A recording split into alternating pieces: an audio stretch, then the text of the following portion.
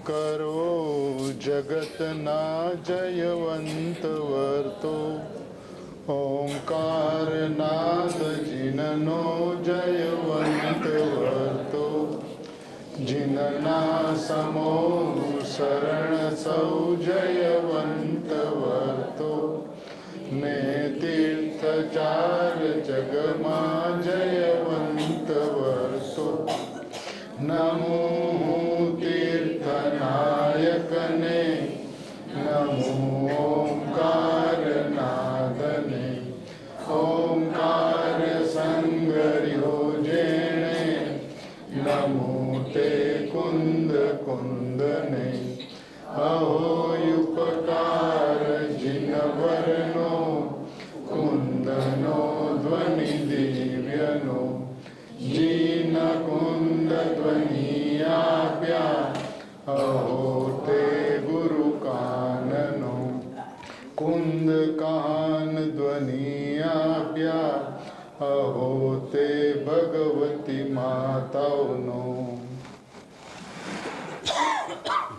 आज अपन सबको पूज्य बहन की 111वां जन्म जयंती मना रहे हैं। सोनगढ़ के अंदर में बहन श्री और बहन यानी बहन श्री बहन के नाम से जिसको पुकारा जाता था, सब वाक्य एक लगता है, लेकिन इसके अंदर में पूज्य संपा बहन को बहन श्री और पूज्य शांता बहन को बहन कहा जाता था। ये दो प्रतिभाएं, दो विभूतियां ऐसी थी जिनका परिचय गुरुदेव श्री के साथ में स्थानकवासी संप्रदाय से ही था, क्योंकि दोनों के स्थानकवासी संप्रदाय के गुरु पूज्य गुरुदेव श्री थे। तो गुरुदेव श्री का जहाँ चौमासा होता था वहाँ पे दोनों जाते थे।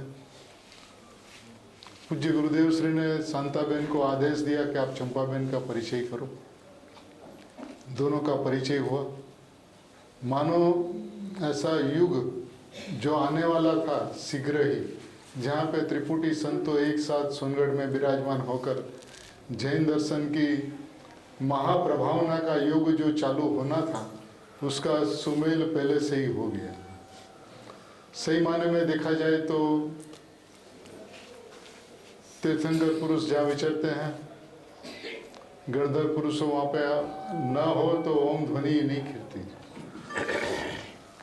कुंदकुन आचार्य देव ने जैसे इस युग के अंदर में तीर्थंकर परमात्मा जैसा काम किया, और अमृतचंद्र आचार्य भगवान ने जैसे उनका गणधर जैसा काम किया, ऐसा पूज्य गुरुदेव श्री ने इस समय इस युग के अंदर में तीर्थंकर जैसा काम किया। और पूज्य बहन श्री बहन दोनों बहनों ने उनके गणधर जैसा काम करके शासन की जो प्रभावना जो की है, उसका वर्णन शब्दों के अंदर में गाया नहीं जा सकता। जिसने अपने आंखों से देखा है वही जान पाएगा कि दोनों बहनों का क्या योगदान था। मैंने गुरुदेव श्री जिस वक्त सोनगढ़ में आके रहने वाले थे, वहाँ पे स्टार ऑफ इंडिया का मकान की व्यवस्था से शुरू करके गुरुदेव श्री जब स्वाध्याय करते थे तो 2 जन 3 जन आके बैठते थे, तो यहाँ पे और 2-4 जन कैसे आवे उसके लिए वो सतत प्रयत्नशील रहती थी दोनों बहनें।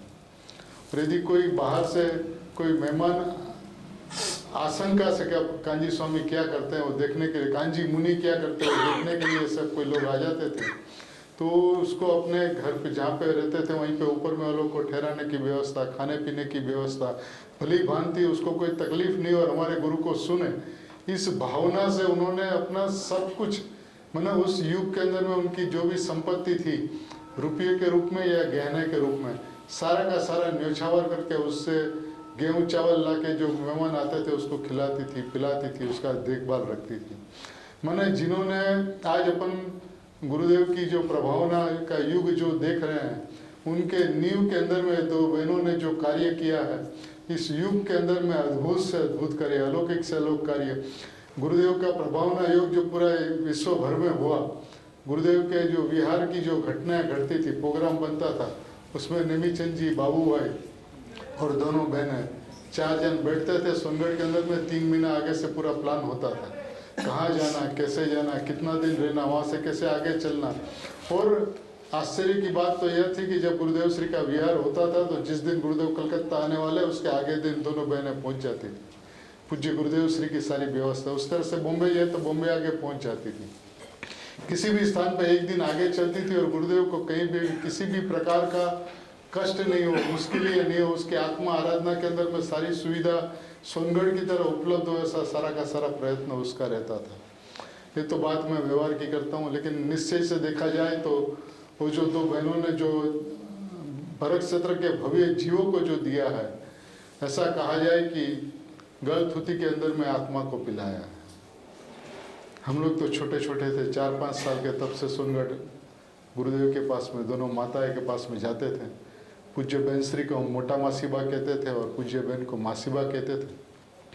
उनके पास में जब जाते थे तो प्रश्न पूछते थे कि आज गुरुदेव के प्रवचन में क्या आया। अब जो कुछ बता पाते थे तो बता पाते थे, बाकी के तो और कुछ नहीं पता, भगवान आत्मा की बात करते थे, उतना पता है। तो कहे ठीक है। फिर वो समझाते थे गुरुदेव ने क्या किया। 7 साल की उम्र में, 8 साल की उम्र में उन्होंने जो जो बातें हमें की है, आज शास्त्र स्वाध्याय की पद्धति क्या होनी चाहिए, अपने को शास्त्र स्वाध्याय कैसे पढ़ना। दोनों बहनें एक साथ में बैठती थी, बच्चे लोग को सामने बिठा दी थी और कहती थी कि शास्त्र रोज हाथ में लेવું જોઈએ। शास्त्र लेकर, आचार्य भगवान का शास्त्र को लेकर उसका एक पैराग्राफ पढ़ना चाहिए। और एक पैराग्राफ पढ़कर जब तक आचार्य भगवान का हार्द समझ में न आ जाए तब तक दूसरा पैराग्राफ मत पढ़ना। ये इनका आदेश रहता था। भले ही जीवन के अंदर में बहुत अल्प गाथाएं समाप्त हो, लेकिन वो गाथा ऐसी अंतरंग के अंदर में आत्मसात हो जाए कि आत्मा तक सीधा सीधा पहुंचा दिया जाए। ऐसा आचार्य भगवंतों का जो हृदय है वो शास्त्र स्वाध्याय की पद्धति है। गुरुदेव के प्रवचन सुनने के लिए ऐसा कहती थी कि आप गुरुदेव का प्रवचन सुनो तो पहले तो गुरुदेव का विषय जो चलने वाला उसको आप पढ़ के जाओ कि आज कौन सा विषय आने वाला है। उसके ऊपर आप विचार करो कि इसके अंदर में आचार्य भगवान क्या कहना चाहते हैं। फिर उसको यहाँ पे रखो, रख के फिर गुरुदेव श्री के प्रवचन पे जाओ और फिर गुरुदेव श्री ने क्या किया, क्या कहा, क्या विश्लेषण किया, किन भाषा किन शब्दों का क्या अर्थ किया, उसके साथ में अपनी जो समझ थी उसका मिलान करो तो अपनी भूल कहाँ पर है वो पता चलेगा। एक बात। दूसरी बात, अपना इस जीवन का प्रयोजन एकमात्र आत्मा की प्राप्ति, शुद्धात्मा की प्राप्ति के अलावा अपना जीवन का कोई प्रयोजन नहीं है। ये मार्ग अपने को ज्ञानी होने के लिए मिला है, पंडित होने के लिए नहीं मिला। ऐसा स्पष्ट उपदेश देती थी और ऐसा कहती थी कि आपको प्रवचन किस तरह से सुनना, कि मेरा प्रयोजन एक शुद्धात्मा है। तो गुरुदेव श्री के प्रवचन के अंदर में ये तीर्थंकर का द्रव्य है, चारों अनुयोग की बात आएगी, चारों अपेक्षाओं से, असंख्य अपेक्षाओं से बात आएगी। तो उसके अंदर में आप ये कहना कि जो व्यवहार की बात आती है तो जानने का विषय है, ऐसा जानना। और निश्चय की बात आवे, शुद्धात्मा की बात आवे, प्रयोजनभूत तत्व की बात आवे तो टट्टारों के मेरी बात है इस तरह से सुनना। अब ऐसे ही माताएं अपन को मिली, जिन माताएं ने अपने जीवन कैसे जीना, अनादिकाल से जो जीवन जीने का विधान नहीं पता था वो जीवन जीने का विधान बचपन पे ही सिखाया। वात्सल्य की सीमा असीमित थी। किसी भी तरह से बच्चे लोग कहीं से भी आओ तो शरीर की असुविधा हो, शरीर स्वस्थ नहीं हो तो भी रात को अपने पास बुलावे, बैठावे, बैठ के सब कुछ समझावे। जो प्रश्न पूछो उसका उत्तर के, जितना प्रश्न पूछना उतना पूछो, जो भी शंकाएं होती है शंकाएं पूछो, लेकिन आत्मा को समझ के जाओ। यहाँ से आए हो आत्मा को समझ के लिए और आत्मा को समझ के जाओ यहाँ से। अब वो बहन है उसके अंदर में पूज्य बहन का भी, जैसे पूज्य बहन श्री का इस भरत क्षेत्र में जितना उपकार है पूज्य बहन का ही उतना ही उपकार है। अब वो बहन अपने जीवन के बारे में क्या कहती है उसको अपन थोड़ा देखते हैं। ये चैतन्य अमृत रसिया में से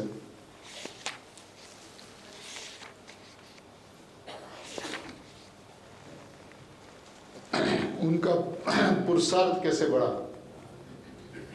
बहन श्री से उनसे क्या मिला और गुरुदेव को, बहन श्री को, तीर्थंकर परमात्मा को, सिद्ध परमात्मा को किस तरह से समझा, उसका अपने हाथ से उन्होंने जो विश्लेषण किया है। ये विक्रम संवत 1990 की बात है। उसके अंदर में 188 पृष्ठ के अंदर में तीसरा पैराग्राफ है। પૂજ્ય બેનશ્રીના સમાગમથી પણ પુરુષાર્થ વધે તેવી સરસ ચર્ચા થતી હતી। એક વખત બંને બહેનો ફરવા જતા હતા ત્યારે પૂજ્ય બેનશ્રીએ રાગ વખતે પણ આત્માને કઈ રીતે देखવું તેનું દૃષ્ટાંત આપ્યું। किस समय राग के समय आत्मा को किस तरह से देखना उसको दृष्टांत देके समझाया।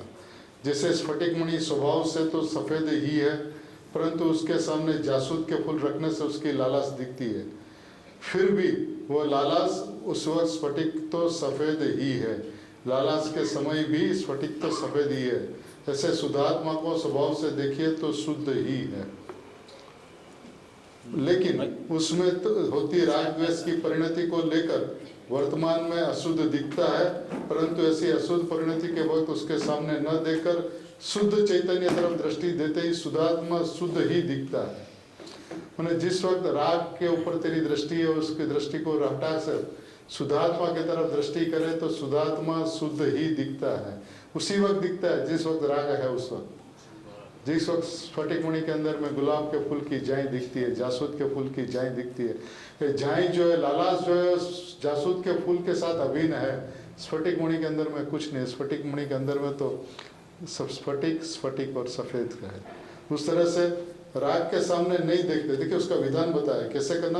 वर्तमान में राग द्वेषनी परिणति ने लईने अशुद्ध देखाय छे, परंतु तेनी अशुद्ध परिणति ने वक्ते तेनी सामे न जोता।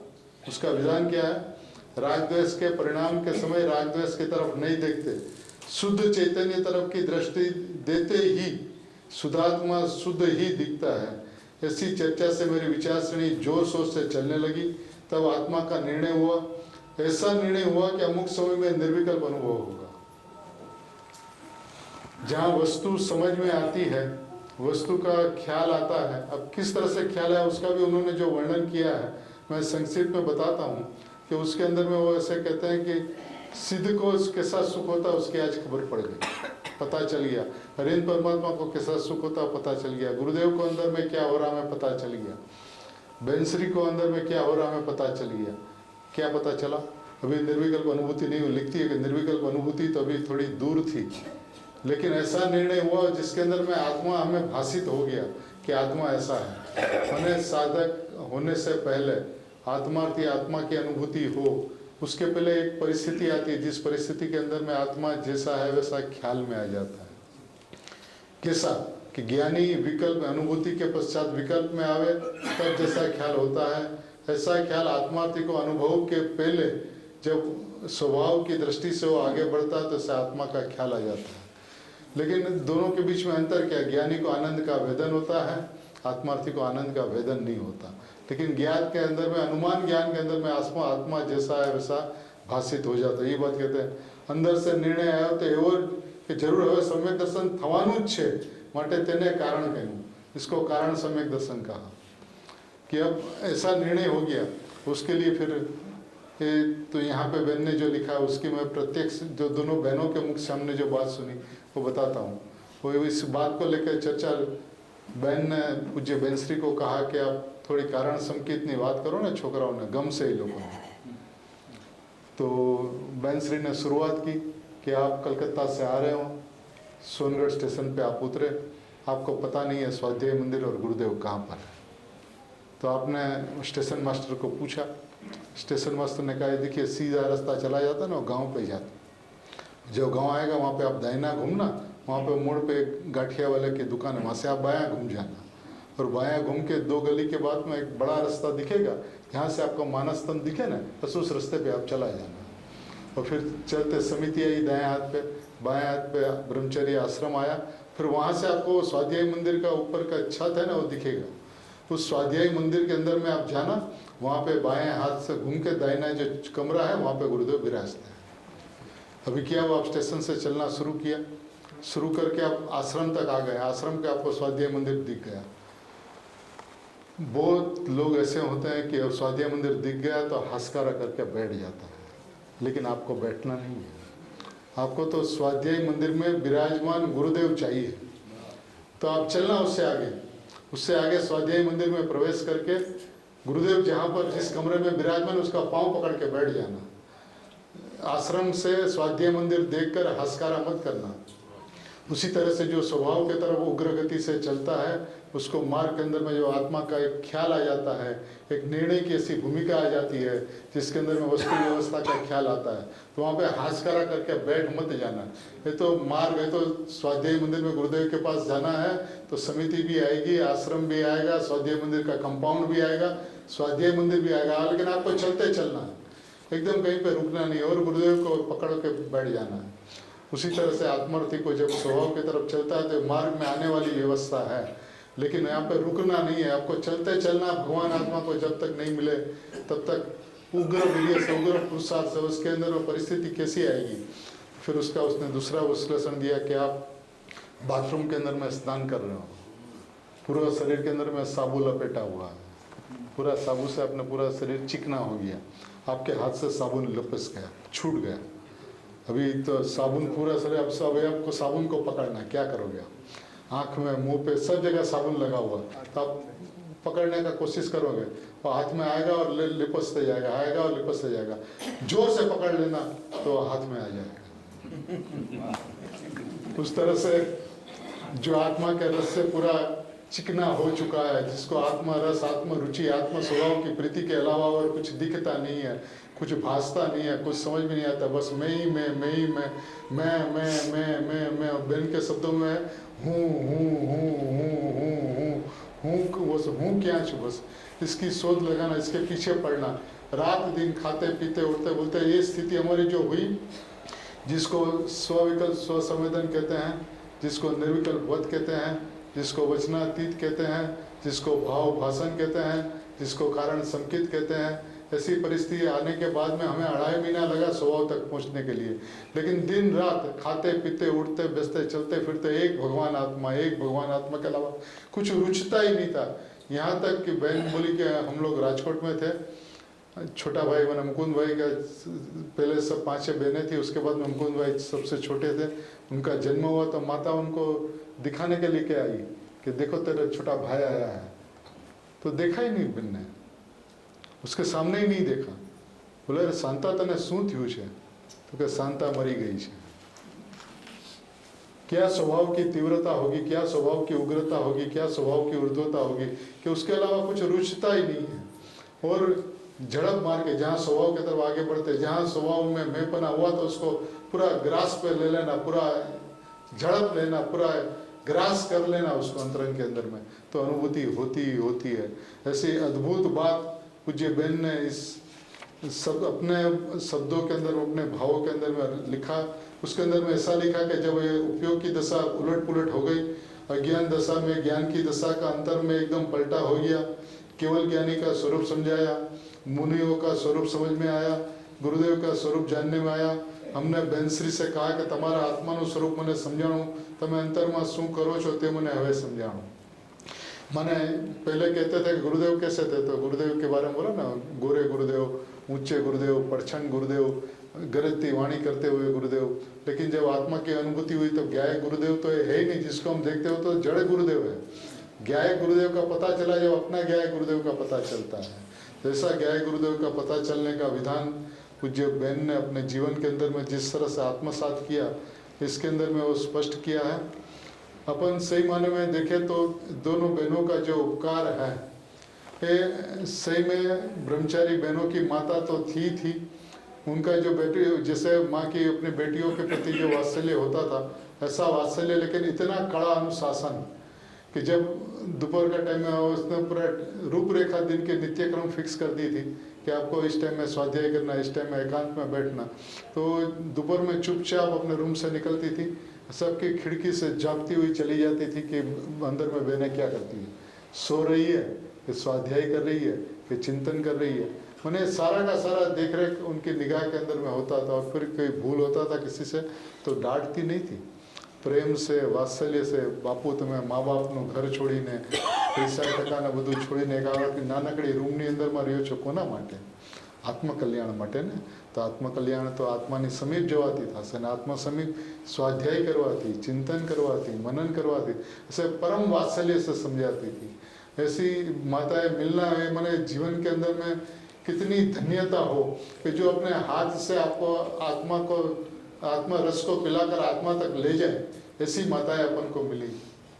और ये बात जब उन्होंने सविकल्प सम्यक दर्शन की बात जब प्रथम बार हम लोग 3-4 जन थे उसके बीच में की, तब तक ना हमने बेनश्री से सुनी थी ना गुरुदेव से सुनी थी।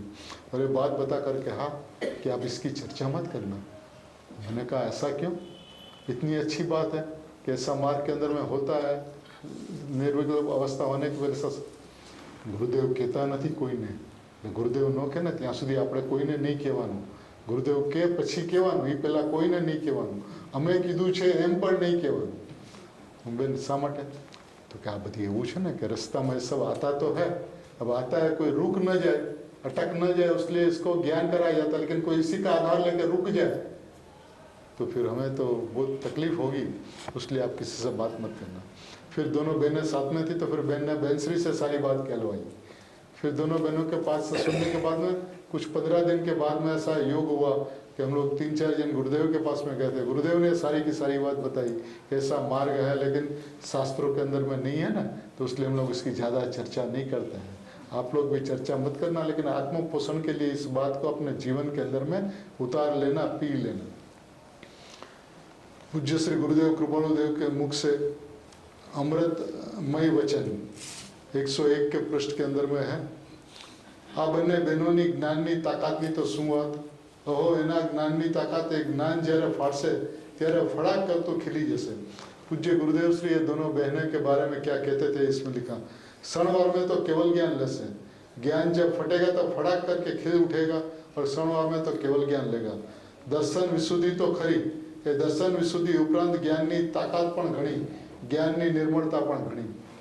दोनों बहनों की ज्ञान की निर्मलता में पूज्य बहनश्री के अंदर जैसे जाति स्वर्ण ज्ञान था, तो पूज्य बहन को भी कोई कोई बात ऐसे ही भाषित हो जाती थी. देखिए दोनों बहनों का मेल ऐसा था, जगत क्या समझता है उसे अपने को कोई मतलब नहीं है. आज दोनों बहनों का मेल ऐसा था कि दोनों स्वाध्याय करने बैठते थे, अलग अलग बैठते थे एक ही कमरे के अंदर में. ये भी समय साल लेके बैठी, वो भी समय साल लेके बैठी.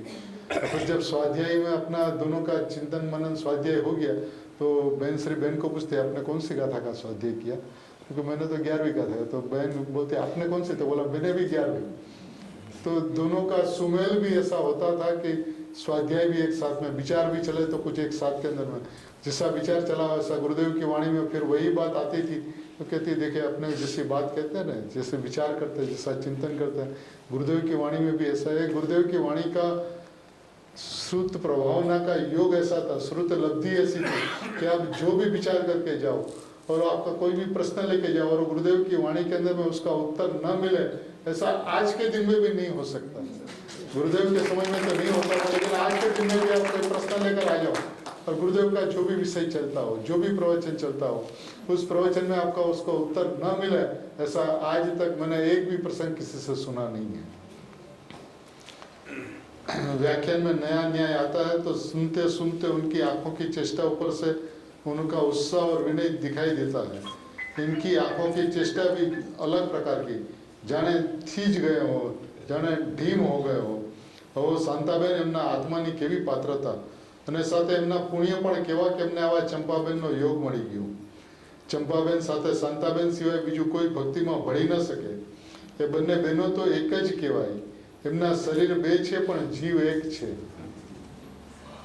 शरीर दो है लेकिन जीव एक है.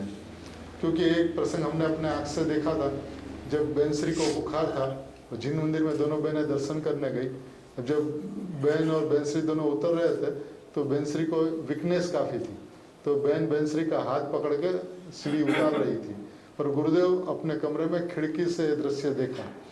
ये दृश्य देखकर ये शब्द बोले थे कि બંને બહેનોનો તો કેવો છે, મેળ કેવો છે કે શરીર બે છે ને જીવ એક છે.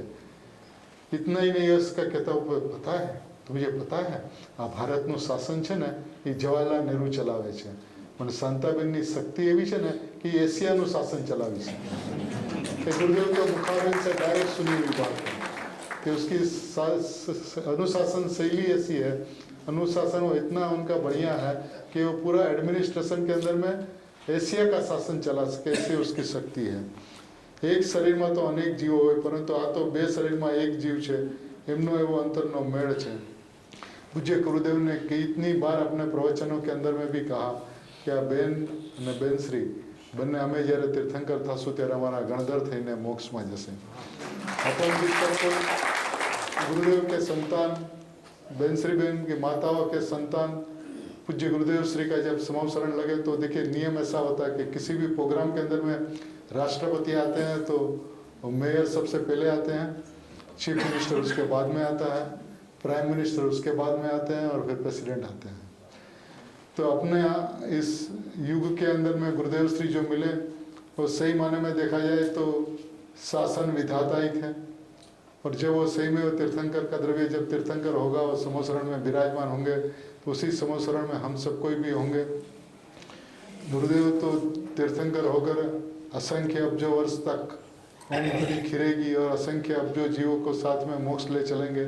लेकिन उस सभा के अंदर में अपन सब कोई भी मुनि होकर गुरुदेव और बहन श्री बहन के पहले सिद्ध दशा को प्राप्त करके सिद्ध पद में दोनों माताओं की और पूज्य गुरुदेव श्री की अगवानी करे।